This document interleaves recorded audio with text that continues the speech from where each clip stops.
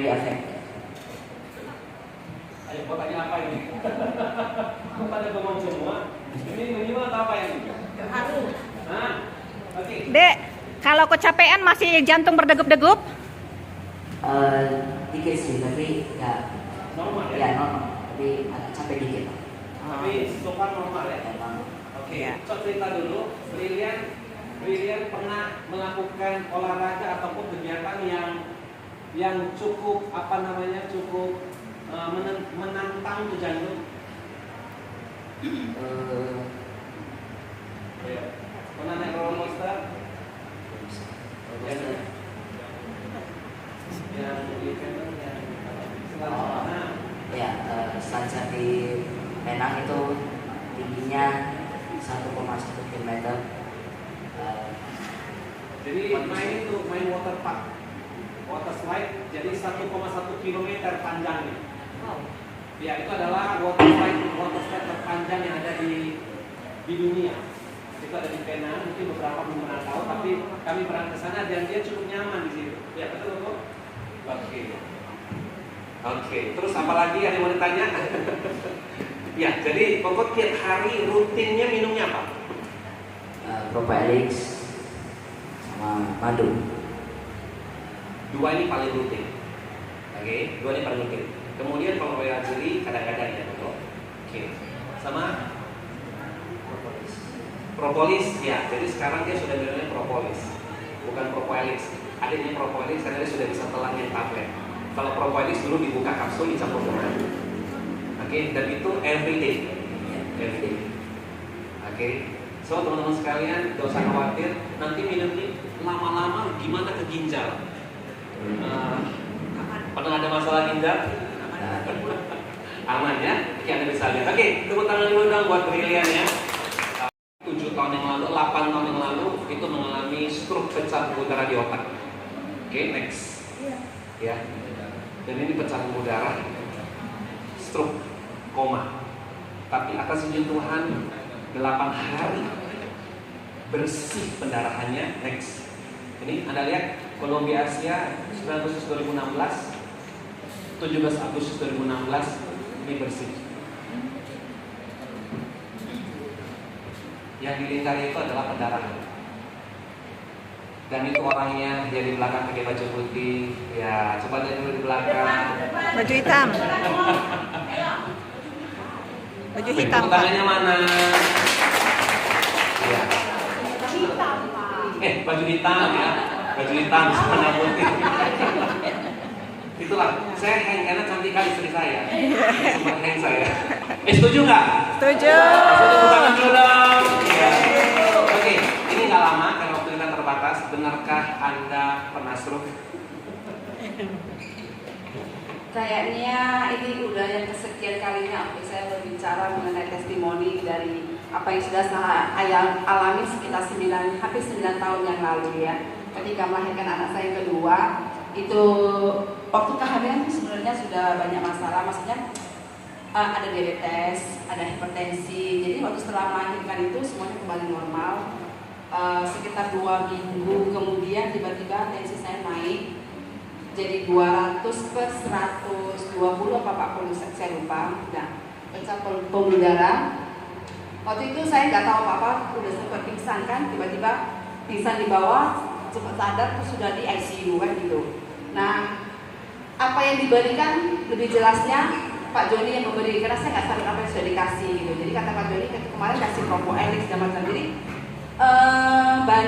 banyak orang, semoga kasus saya ini banyak menginspirasi orang di luar sana, terutama ibu-ibu yang mengalami penyakit seperti eklamsia, post-eklamsia seperti itu. Nah, dan banyak juga teman saya, ya atas izin Tuhan juga ada yang sampai meninggal dunia ya, karena nggak sempat tertolong waktu itu. Ada yang selamat?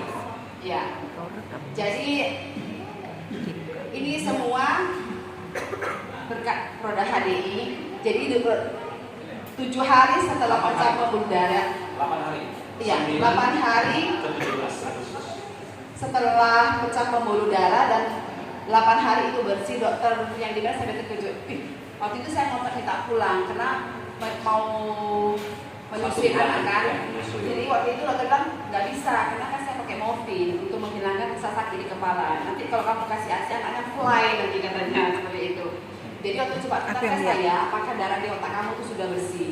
Dan waktu dicek dokter itu kan jodoh, cepat kali ya bersihnya ya, dia bilang begitu. Dan waktu saya ke Jakarta, waktu saya ke opini karena kan mau operasi ceritanya ini kepala saya menolak tidak mau.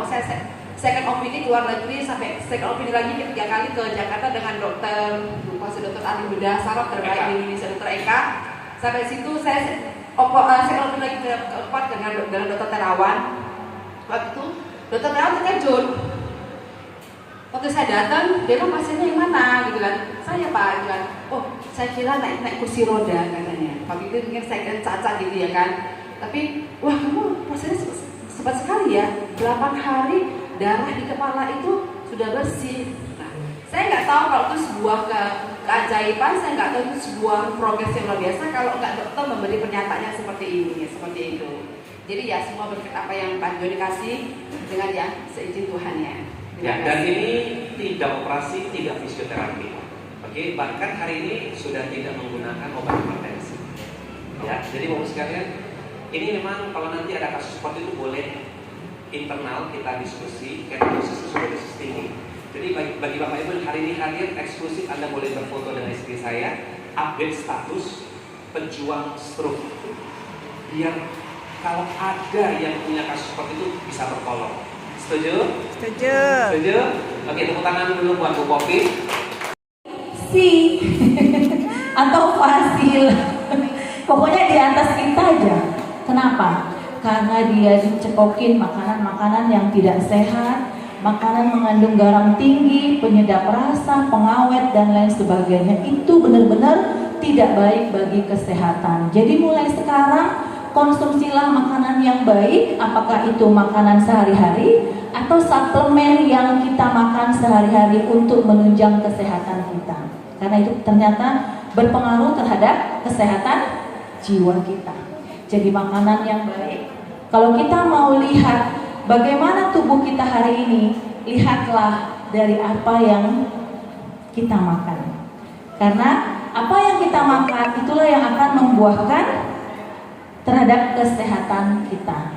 Nah, jadi biasakanlah makan yang namanya nutrisi yang menyehatkan.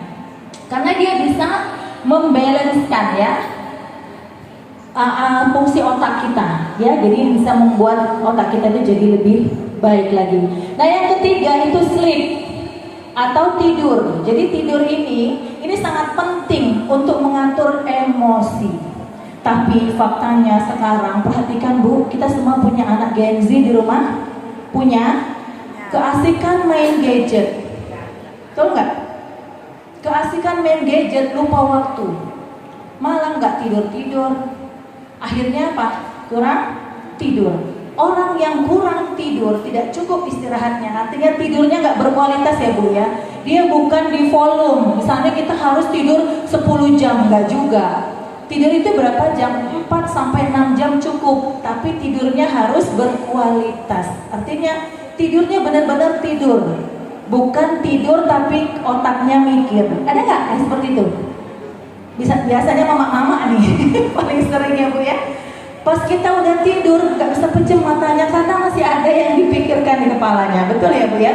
Jadi mulai sekarang kalau tidur itu benar-benar kita tidurnya harus berkualitas. Tidurlah senyaman dan seenak mungkin. Nah, seperti itu. Nah, ini ternyata efek daripada kecemasan dan depresi terhadap tubuh itu luar biasa. Yang pertama terhadap otak. Di ruangan ini pernah nggak ada yang merasakan sakit kepala? Sering ya? Itu tanda-tanda gangguan anxiety dan depresi menyerang. Jadi cirinya kalau di otak, satu sakit kepala. Terus apa lagi? Pak, belum? Nah ini ya, sulit tidur. Jadi ibu-ibu ini sering sulit tidur. Fatimah katanya, payah tidur malam. Jadi kalau misalnya seperti itu juga ciri-ciri kita sedang mengalami namanya kecemasan. Terus apa lagi? Penurunan libido. Jadi nggak nafsu dia, nggak nafsu, kurang nafsu terhadap istri ataupun suaminya. Nah seperti itu juga ciri-ciri dia sedang mengalami anxiety. Nah terus juga tidak bisa konsentrasi, ada tidak bisa konsentrasi, kemudian ada nyeri yang kronik dan inflamasi. Pernah nggak kita melihat ada orang yang sakit kulit? Pernah nggak? Pernah. Tapi nggak sembuh-sembuh. Padahal sakit kulitnya itu kayaknya biasa-biasa aja. Itu juga salah satu manifestasi dari stres. Nah, coba periksa Bu, badannya dari ujung rambut sampai ujung kaki ada nggak? Nah, yang kedua di jantung. Jantung ini penting. Jadi kalau kita stres, tandanya cuma berdebar-debar. Ada nggak yang pernah kita kayaknya detak jantungnya kok kencang kali? Pernah nggak? Pernah. Pernah nggak ngalamin? Ya. Nggak pernah? Pernah. Nggak pernah Bu? Pernah. Sering. Kalau ada yang nggak pernah detak jantungnya cepat seumur hidup itu keren kali, luar biasa. Saya kasih applause 10 jari ya. Jadi jantungnya debar-debar, terasa kayak palpitasi, getaran-getaran. Nah itu juga ciri-cirinya ansietas ya. Terus naik tekanan darahnya. Tadi semua udah cek sama Suster Renata? Belum.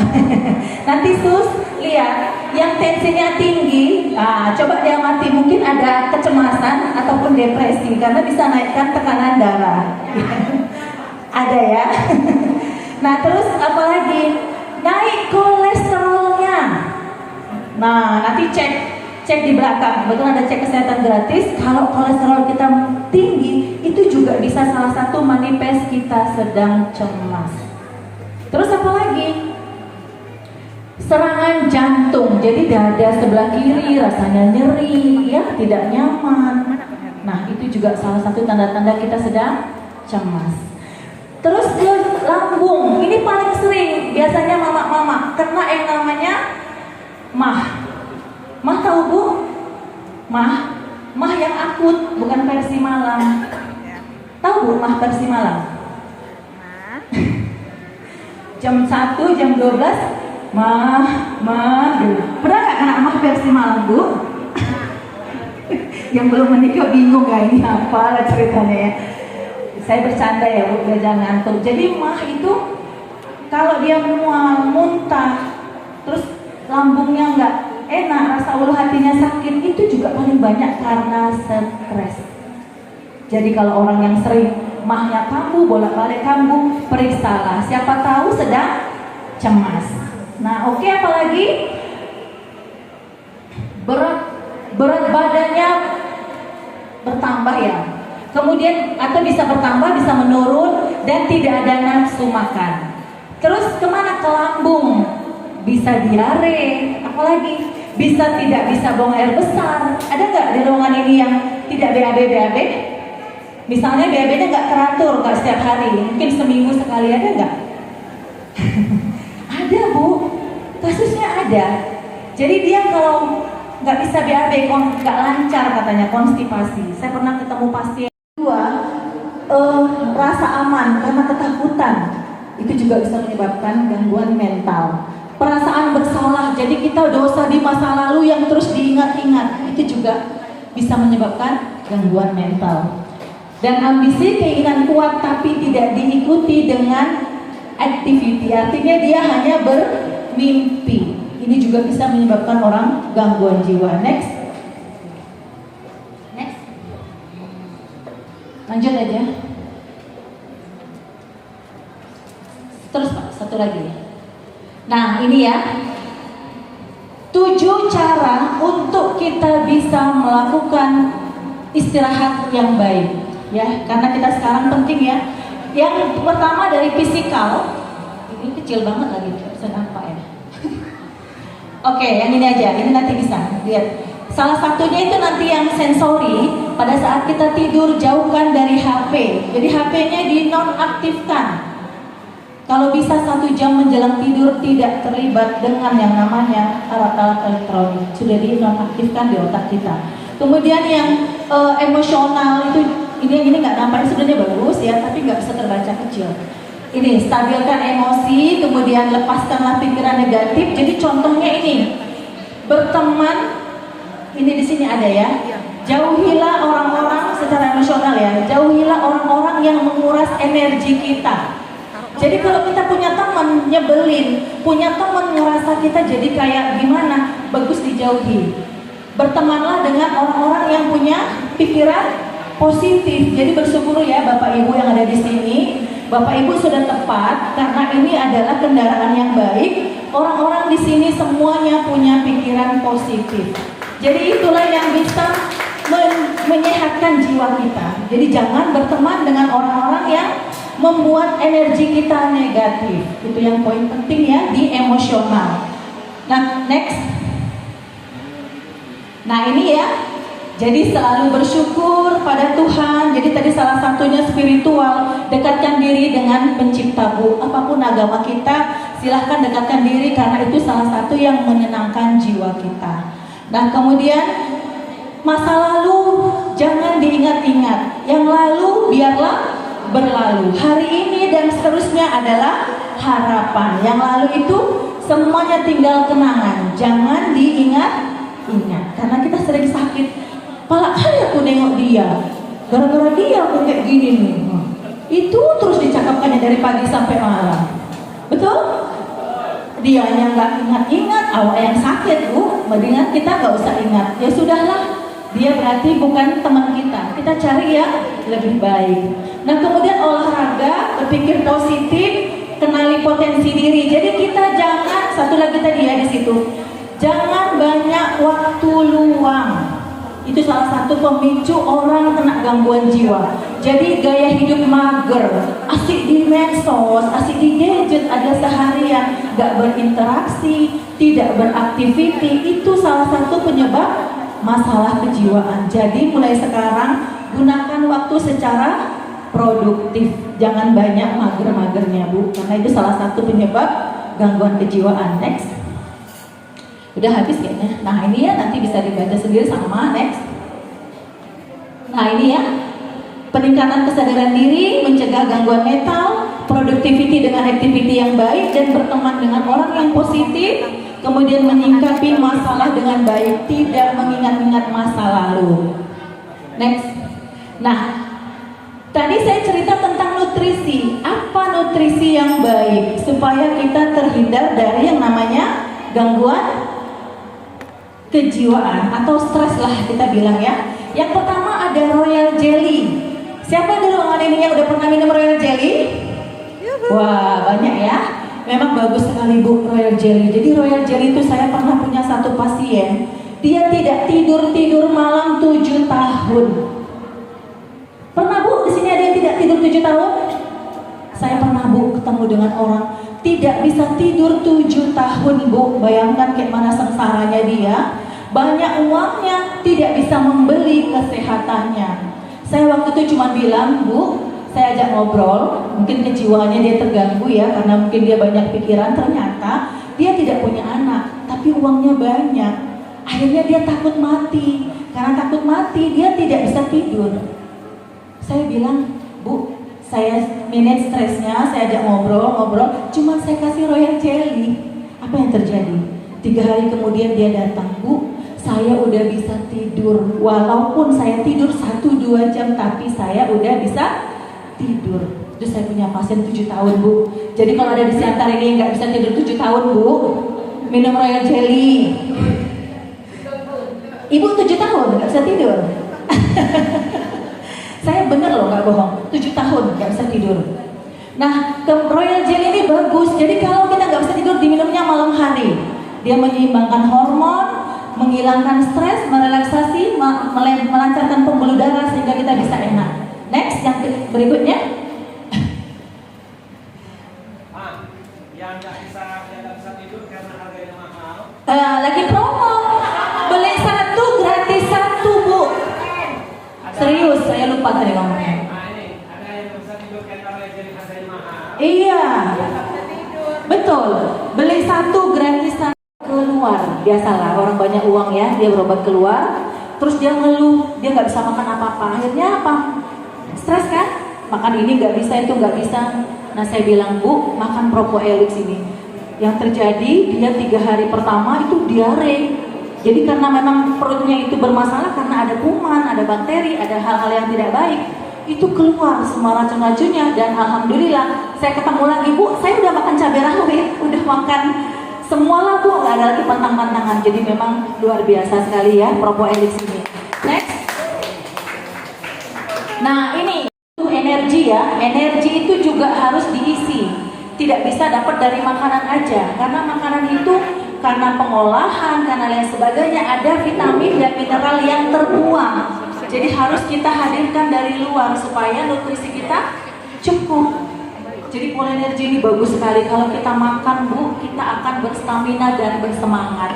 Pastinya bukan hanya fisik, jiwa kita juga akan jauh lebih sehat dengan polenergi ini. Next, nah ini yang paling bagus. Ini punya efek sedikit menenangkan. Kalau Farhan ini ya. Jadi karena dia ini kaya dengan yang namanya kalium. Dan ini bisa mengeluarkan endorfin. Tadi saya cerita endorfin Bu, endorfin itu adalah hormon pada saat kita bahagia yang dikeluarkan. Nah ketika kita konsumsi madu, itu bisa melebarkan pembuluh darah sehingga semua nutrisi ke sel-sel kulit kita, ke organ-organ kita semuanya tercukupi dan kita akhirnya jadi sehat. Jadi madu ini punya sifat menenangkan. Kalau kita misalnya cemas, stres, dibantu minum madu jauh lebih baik ya. Jadi madu ini Bu, saya ini kalau ini anak saya Bu pengalamannya. Nah anak saya itu pernah yang nomor 2, dia itu masuk makanan ke paru-paru. Jadi ceritanya gini, saya kan kerja, anak saya dijaga sama yang jaga, dia baru umur 1 tahun. Yang namanya anak-anak kalau makan kan susah, betul ya Bu ya? Jadi dia makan tidak mau, dipaksa masuk ke mulutnya, dipaksa masuk ke mulutnya. Pas saya pulang, saya perhatikan anak saya udah biru semua bibirnya. Dan dia batuk tidak berhenti. Saya ronsen, ternyata paru-parunya semuanya udah berisi makanan. Terus dokter bilang anaknya harus dirawat, dipasang oksigen dan diobservasi selama 3 bulan. Saya nggak mau, saya bilang gini dok, nggak apa-apalah, saya kan kebetulan dokter. Saya rawat anak saya aja sendiri, biarlah saya mantau kesehatan dia. Waktu itu dokter spesialis bilang pokoknya ini di luar tanggung jawab saya. Kalau ada apa-apa sama anak ibu saya nggak tanggung jawab. Saya nulis pernyataan seperti itu, saya bawa pulang, dikasih antibiotik biasa. Saya kasih madu, dia puasa karena dia masuk makanan harus puasa, nggak boleh makan. Nah saya kasih madu yang luar biasanya Bu, dia itu batuk, muntahnya dahak sampai 1 mangkok gini Bu. Banyak kali di luar itu warnanya hijau dan berbau. Ternyata itulah makanan yang ada di paru-parunya. Dan alhamdulillah 2 minggu anak saya nggak suara batuk lagi, nggak ada batuk-batuk. Bahkan dokter bilang nanti kalau anaknya sampai kapanpun begitu batuk bawa ke dokter.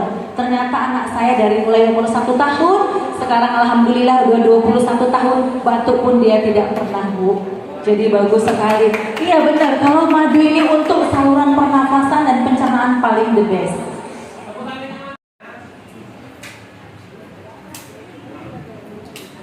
Jadi buka ya resmi ya. Ya. Oke, ini sebagai perjanjiannya dan ini tinggal ditekan. Jadi nanti mau cuci tangan jangan pakai sabun yang itu, pakai sabun yang ini. Wah luar biasa nih, mewah kali nih ya. Cuci tangan pakai sabun Menhok. Pakai sabun lumayan harganya ya. Iya, ini waktu pertama kali di launching masih sosialisasi mengenai produk sabun ini. Itu saya antusias untuk di ujungnya. Begitu beliau, karena kita kami front-launcher dikasih tester botol kecil untuk coba pakai dan ketika saya pakai, kebetulan saya dan anak saya itu sensitif sekali dengan sabun-sabun. Jadi sabun-sabun yang biasanya di luar sana itu hanya 1 merek aja yang bisa saya pakai. Maksudnya kalau saya biasanya nggak cocok dengan sabun itu ada bau badan. Tapi satu sabun yang saya bisa pakai itu saya tidak perlu pakai deodoran, itu tidak perlu pakai bau badan. Maksudnya begini, bukan aktivitas yang harus berlebihan sampai harus berlebihan begitu. Nah, anak saya si Gede tadi itu dia ada termasuk anak atopia ya, yang anak sensitif terhadap kulit. Jadi kalau jenis sabun-sabunnya nggak cocok, itu kulitnya kering, digaruk, bisa sampai luka-luka seperti itu. Jadi biasanya saya pakai sabunnya itu lumayan ya Bu ya. Jadi maksudnya dengan satu botol yang seharga 500.000, 600.000 hanya untuk mandi gitu. Jadi yang terus semua mereknya lah ya. Jadi kulit orang kaya ini. Iya, kurang lebih seperti itu. Jadi sampai dia terakhir itu saya nggak kasih pakai sabun, saya kasih mandi cuma pakai Eco Engine. Saking sudah parahnya kulitnya. Jadi terakhir waktu saya ada promo ini, ada sosialisasi, saya seneng banget dan saya pakai sabun ini itu luar biasa. Memang dia sabunnya free paraben, free SLS, dan free bahan-bahan kimia yang berbahaya. Maksudnya yang selama ini kita pakai itu kan kita merasa kalau kita pakai sabun itu harus bermusnya kesat, oh berarti bersih kan gitu. Bersih. Ternyata yang membuat kulit kesat itu kering jadinya. Lama-lama menyebabkan jadi gatal, iritasi. Gatal, seperti itu. Nah, justru ini tidak ada sabun, tidak ada busanya ya dok ya, tidak ada Bukan busanya. nggak ada busa, tapi sedikit. Betul. Dan aromanya sangat mild sekali, sangat lembut. Tidak sampai kita keluar dari kamar, kalau kita mandi nggak satu rumah tercium aroma, tidak seperti itu, tapi benar-benar menutrisi kulit. Jadi ini sabun yang bukan hanya membersihkan, tapi menutrisi kulit. Iya, penting ya, Bu. Kulit juga ada nutrisinya. Selama ini kita mandi cuma yang penting bersih kan gitu. Tapi sabun ini luar biasanya, dia selain membersihkan dan dia menutrisi. Karena tadi bahannya semua alami dan banyak terbebas dari bahan-bahan kimia yang berbahaya seperti itu.